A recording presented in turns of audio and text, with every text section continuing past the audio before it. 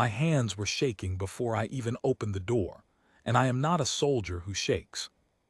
I am Vex, sensor officer of the survey ship patient correlation, and 30 seconds earlier my whole team had been laughing about how easy this mission would be. We had studied Earth for 2 years. We knew about the storms, the radiation belts, the crushing gravity, the predators with claws longer than my arm.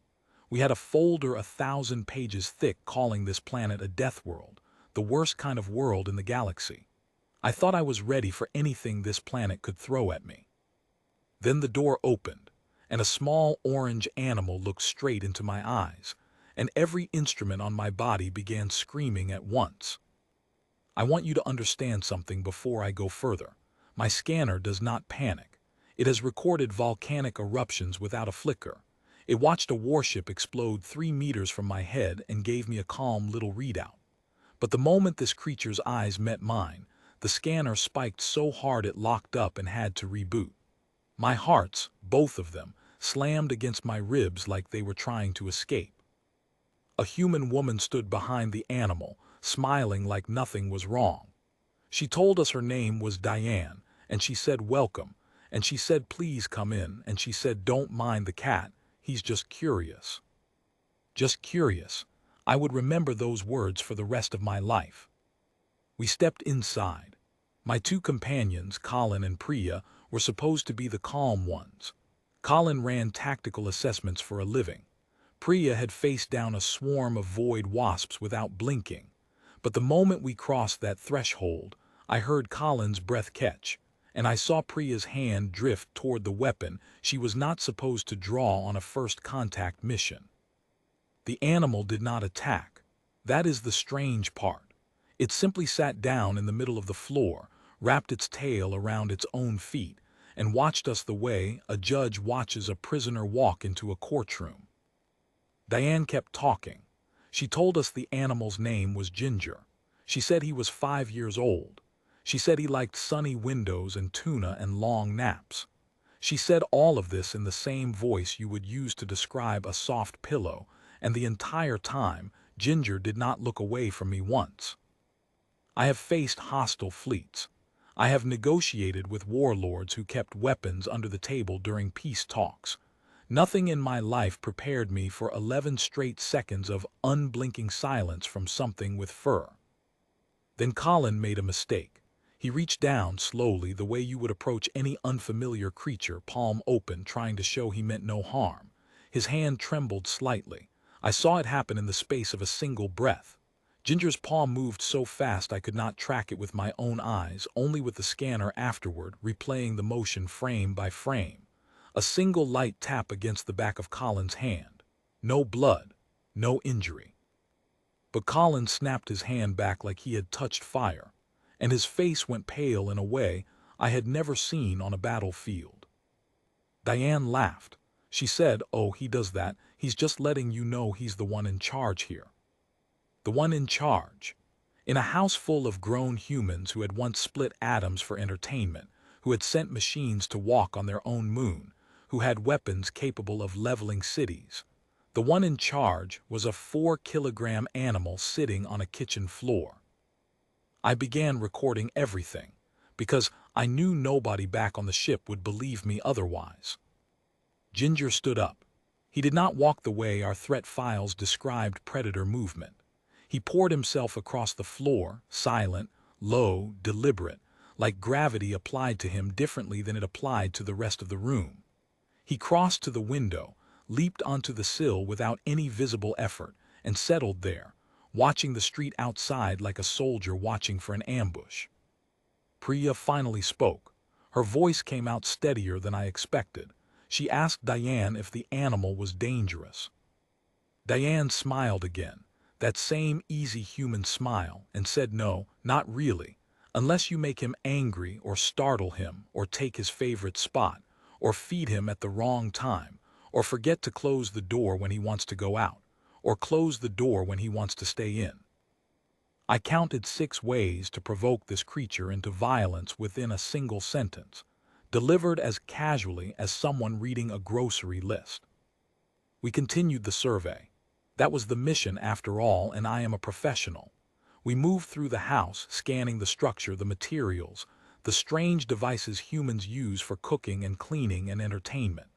Every few minutes, I would catch sight of Ginger again, in a different room on a different surface, always watching, always positioned somewhere higher than us, always silent. Then came the moment that ended my career of confident reports forever. We entered what Diane called the living room. A ceramic cup sat on a low table, half full of something warm and dark that smelled bitter. Ginger walked to the table with slow, unhurried steps. He did not look at the cup. He looked directly at me, held my gaze for 2 full seconds, and then, without breaking eye contact, extended one paw and pushed the cup off the table. It shattered on the floor. The sound was small, but in that silent room it felt like an explosion.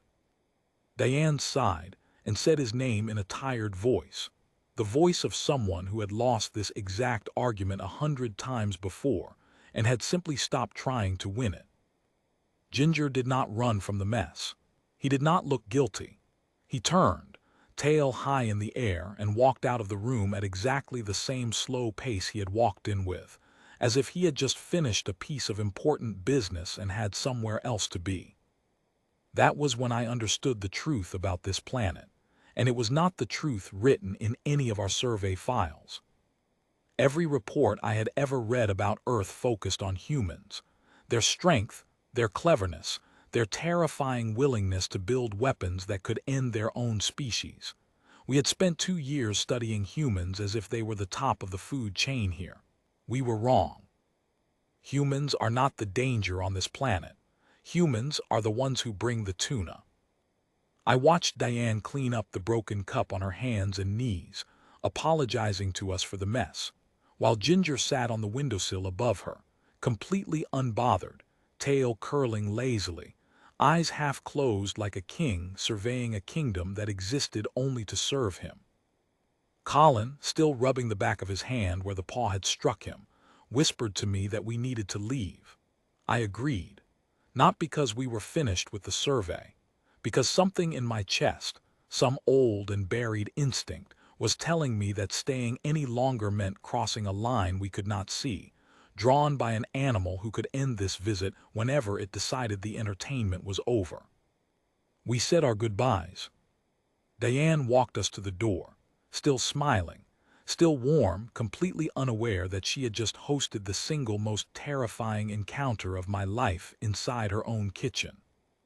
As we stepped outside, I looked back one last time.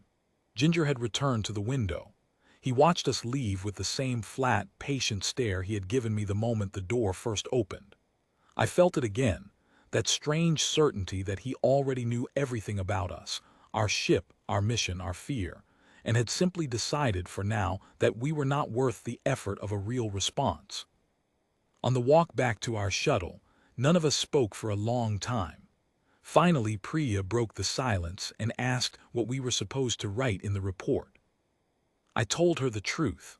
I told her that Earth's threat files needed to be rewritten from the beginning, not because the storms were wrong, or the radiation levels were wrong, or the human weapons were wrong.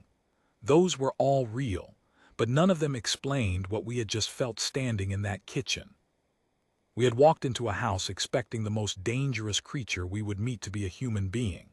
Instead, we met something small, orange, endlessly patient, and completely unbothered by concepts like consequences or authority.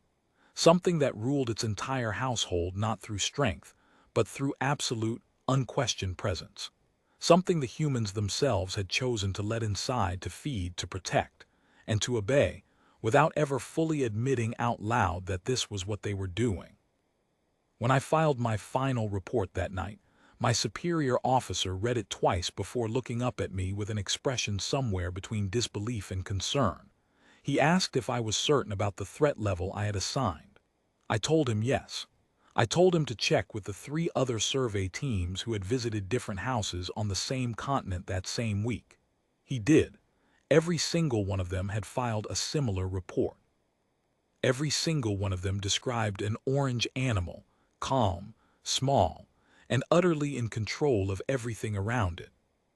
We still do not know if it was the same creature, somehow present in 4 different houses at once, or 4 different creatures acting with the exact same quiet authority. Nobody who has met one wants to find out the answer badly enough to go back and ask. My final recommendation still stands, unchanged, no matter how many times Command has asked me to reconsider it. Earth remains the most dangerous world we have ever surveyed.